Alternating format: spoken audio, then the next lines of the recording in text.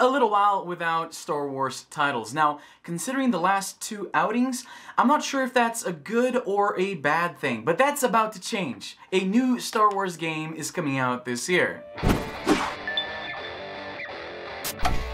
You know, it's kind of funny, and this is not a joke, this is entirely 100% accurate. I got more use out of these by just showing them on videos here on my channel to illustrate how disappointed I am with these games. Alas, I have always been a huge Star Wars fan, and likely will always be, despite not really caring for The Last Jedi that much. Anyway, we had Star Wars Celebration in Chicago recently. During the event, Respawn Entertainment, the people responsible for Apex Legends and Titanfall, revealed their new Star Wars game. According to news I'm reading off my phone right now, the game will star Cameron Monaghan as Cal Kestis, a Jedi Padawan who survived Order 66 and the destruction of the Jedi Order. Monaghan is best known for his roles in Gotham and Shameless. During the panel, Respawn Entertainment revealed more details about the upcoming game. Cal is hiding from the Empire after the fall of the Jedi and is working as a scavenger on a new Star Wars planet called Bracca.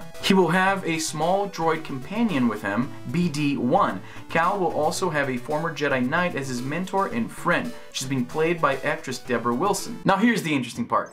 EA confirmed before the event that this game will be a single-player experience exclusively. So right there, obviously they're trying to set it apart from their previous Star Wars blunders.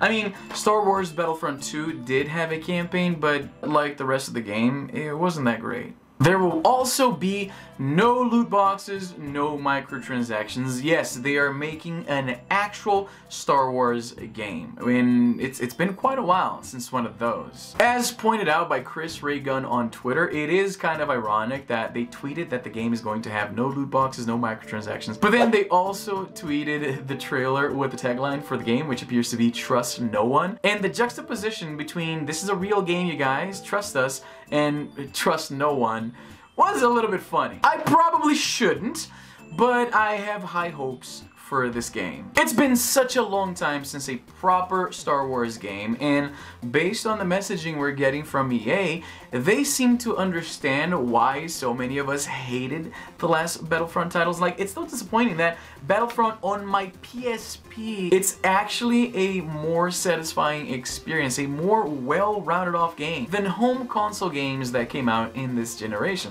That is saying a lot about how poorly they dropped the ball with this property. There's been some speculation that Disney will perhaps rethink this relationship they have with EA, considering the last 2 games were so poorly handled. It looks like Disney is willing to give EA another shot. Like I mentioned, this game is not going to be produced by DICE, so that's also encouraging, I guess, because they had 2 shots already. Also, I really like the idea of a focused single-player experience that takes place in the official Star Wars canon. That alone, for me, is going to make this game worthwhile. Here's hoping the rest of the game around the story is great too. It's weird that I'm already taking as a given that the story is going to be good just because of Star Wars canon. It goes to show how big a fanboy I am, and I really shouldn't, because I should have learned by now that the right way to go about this life is to have little to no expectations whatsoever. The game is going to come out on PS4, Xbox One, and PC on November 15th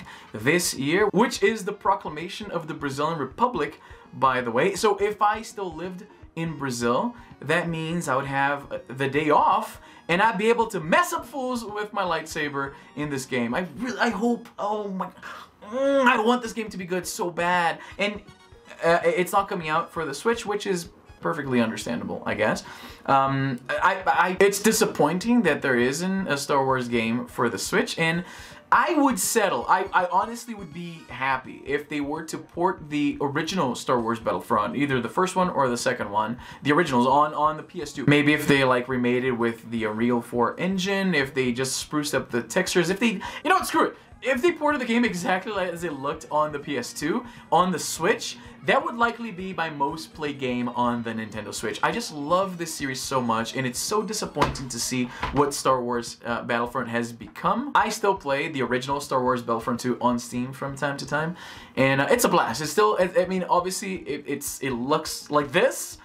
but it's still a very, very fun game that is a very satisfying experience if you are a Star Wars fanatic like me. I feel like I'm falling prey to this Star Wars cycle, if you will, because I've been so disillusioned with Star Wars recently. There's been a little bit of Star Wars fatigue setting in, I guess, something that Disney admits, because Bob Iger, Disney's Bob Iger, has said that they're going to take a little bit of a break from Star Wars films following the conclusion of this new trilogy. So I'm kind of like, you know, the games weren't great, and the last couple of movies I wasn't crazy about, but then a new trailer for the new movie drops, and then the announcement of a new game, and I feel like Sonic fans, you know, like Sonic fans have been stuck for, you know, now that situation has improved, but for years Sonic fans were stuck in a cycle where a game comes out and it sucks, and then they become disillusioned, and then they swear off the Sonic franchise, they decide it's just dead, and then some months or years down the line, the images for a new Sonic game comes out, and Sega appears to have learned the lessons that plagued the previous outings, and then Sonic fans become excited again, more trailers, more images,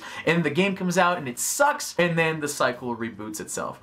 I feel like I might be falling for a Star Wars cycle, but again, Star Wars was such an integral part of my childhood as it was for so many of you guys. So even though the last couple of movies weren't exactly to my liking, and like the same goes double for the games, I'm still a fan, and it still tugs at that, those emotions of playing lightsaber duels with brooms with my brother at home when I was 8. So screw it, against my better judgment, I am excited for this game. I like the trailer, I like that EA seems to have learned from their past lessons, so fingers crossed, maybe we're going to have a good Star Wars year after all. But what do you think? Are you willing to give EA/Respawn Entertainment another shot? Or are you just done with Star Wars at this point? Let me know in the comments down below. If you're new here, consider subscribing to the channel. I'm so happy that we finally crossed over to 100,000 subscribers. It's crazy. Follow me on social media. I'm super active over there, both Twitter and Instagram. And I'm glad to be back. I know I was away for a little while. It was a little bit of a self-imposed hiatus here on YouTube. As you guys probably know, this isn't my only channel, so on top of having a podcast, 2 channels, a real-life job, sometimes you just feel like taking a little bit of a break. I know you guys understand that. Anyway, it's great to be back, but that's all the time I have for today. I'm Izzy, and I'm done.